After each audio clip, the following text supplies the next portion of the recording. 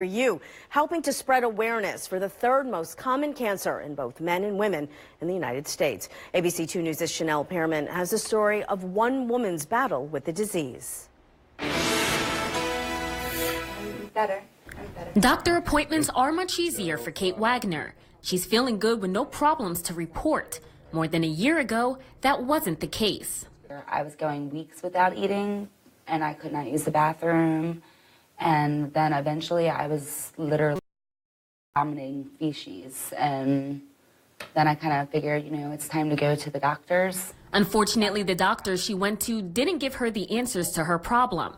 They couldn't pinpoint exactly what was wrong. So I went to the doctors, and the doctor said, oh, well, you'll be fine. It might be an ulcer. And I knew it wasn't that. She had her symptoms for a year, and they only got worse. That was until Wagner went for a second opinion at MedStar Hospital. Dr. Abhinav Sankanini listened to her symptoms and decided to perform a colonoscopy.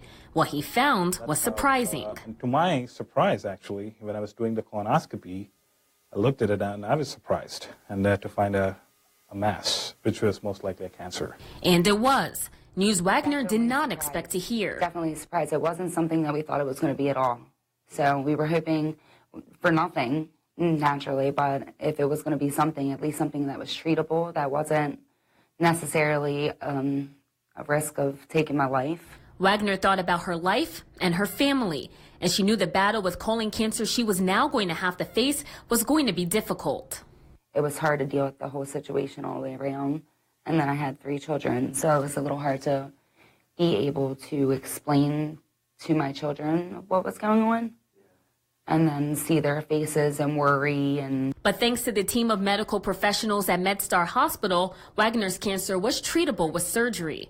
Last April, Wagner went through a double mastectomy, and now she's cancer-free. The good thing about working in a big organization like this is I was able to help Kate. With a medical oncologist, surgical oncologist, GYN oncologist, and a genetic counselor, and the whole team, helped her. With the past behind her, Wagner is looking forward to more days ahead. She's taking her vitamins and following up with Dr. Sakanini for a yearly colonoscopy. More than anything, she's feeling good. I feel phenomenal. I don't feel like I've been through anything.